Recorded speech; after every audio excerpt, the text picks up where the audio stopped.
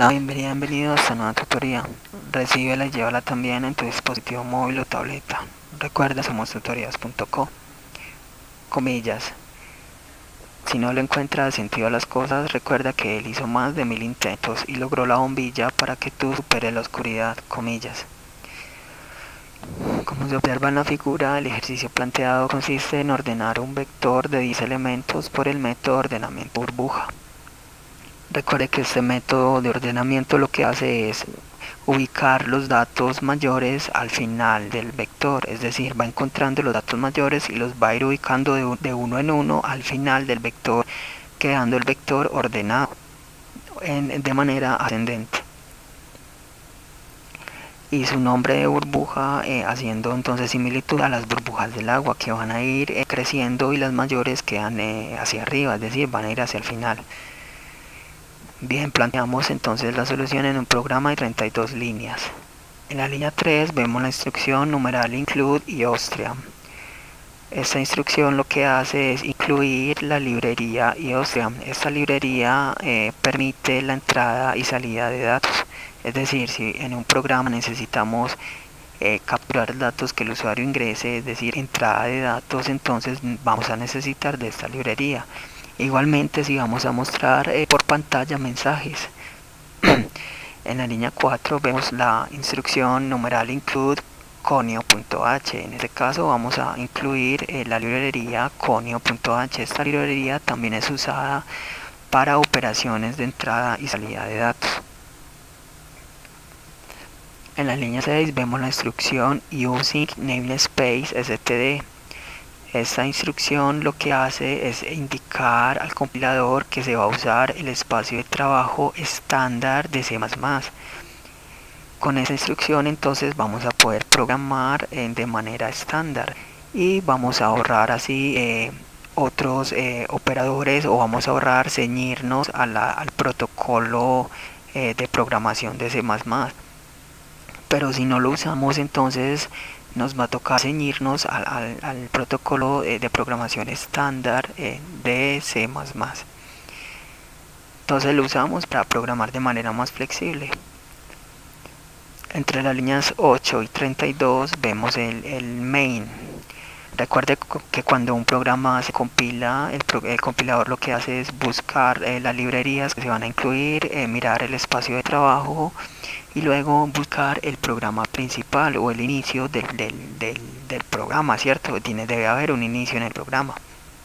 En este caso el main es el programa principal en donde va a ir la estructura del programa, del problema a resolver.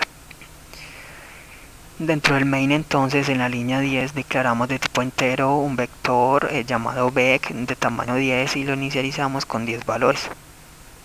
Recuerde que las estructuras de datos arrays unidimensionales, vectores o matrices son estructuras de datos estáticas, es decir, son espacios reservados de memoria que se usan en la ejecución de un programa. En la línea 11 declaramos de tipo entero la variable auxiliar o AUX. Recuerde que las variables de tipo entero permiten almacenar datos numéricos enteros y no decimales. En la línea 12 vemos la declaración de una variable de tipo booleano llamado bound e inicializado en falsa, es decir, en false. Recuerde que las variables de tipo lógico booleano solamente recibirán datos o verdaderos o falsos o 0 o 1. Entre las líneas 14 y 27 vemos una estructura repetitiva. Recuerde, las estructuras repetitivas permiten ejecutar un conjunto de instrucciones repetidamente, aprovechando así la velocidad de procesamiento de datos de un computador. Entonces en la línea 14 vemos el ciclo while, la estructura while repetitiva. Entonces mientras o while la bandera sea falsa, va a ingresar al ciclo. Recuerde que ese símbolo de negación antes de una variable bound va a indicar o va a ser igual a preguntar mientras la bandera sea igual a falso. Entonces usted pudo haber preguntado mientras bandera sea igual a falso, o simplemente anteponer el símbolo de exclamación. Recuerde que ese símbolo de exclamación es la negación. Entonces aquí estamos diciendo mientras bandera sea negado, o sea, mientras bandera sea igual a falso, ingresa al ciclo. En la línea 16 dentro del ciclo a la bandera le va a asignar verdad, o sea, true, verdad. Entre las líneas 18 y 26 vemos otra estructura repetitiva, en este caso un ciclo for, cuya variable controladora va a ser la x y va a tomar valores entre 0 entre 0 y 9 y se va a ir incrementando de 1 en 1. Observe cómo este ciclo for, su variable controladora x se declara en el mismo ciclo. Esta es una técnica muy usada y recomendada, ya que a medida que se programa es factible que se necesiten usar más ciclos, entonces sería engorroso tener que declarar nuevas variables al inicio en el encabezado del programa. Entonces es conveniente, o es una técnica pues muy usada, declararlas dentro del mismo ciclo for. Entonces, y recuerde que esas variables controladoras van a tener un valor de inicio, una condición de fin y una condición que va a indicar entonces de cuánto en cuánto se va a ir incrementando. En este caso la instrucción x más significa que se va a ir incrementando de 1 en 1. X más es igual a decir x le asigna x más 1. Dentro de este ciclo, entre las líneas 20 y 25, vemos la sentencia condicional. Recuerde que una sentencia condicional permite tomar dos o más caminos alternativos en un programa.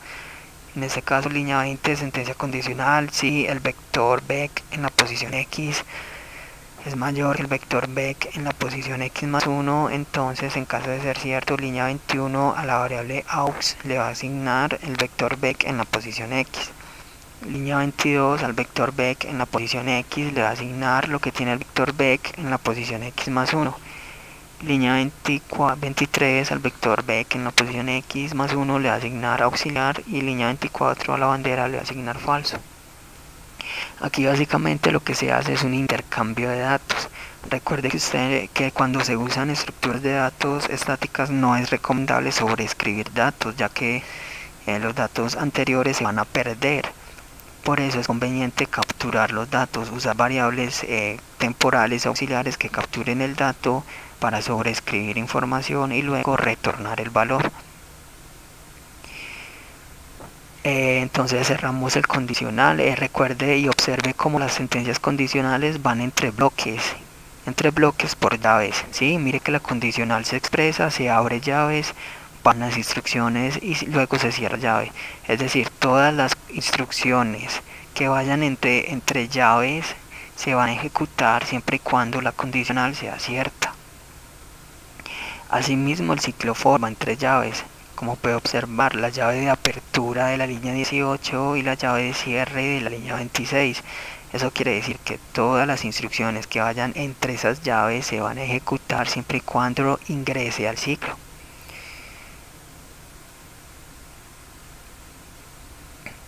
Por último, entonces solamente queda por mostrar el vector ordenado. Para eso entonces usamos un ciclo de la línea 28. Entonces está el ciclo cuya variable controladora es la x, va a tomar valores entre 0 y 10 y x más. Entonces en la línea 29 vamos a imprimir el mensaje vector en la posición x y luego un tabulador. Recuerde que la instrucción code lo que permite es mostrar un mensaje por pantalla. Code pone caracteres en la salida estándar, es decir, en la pantalla. Code significa variable por pantalla.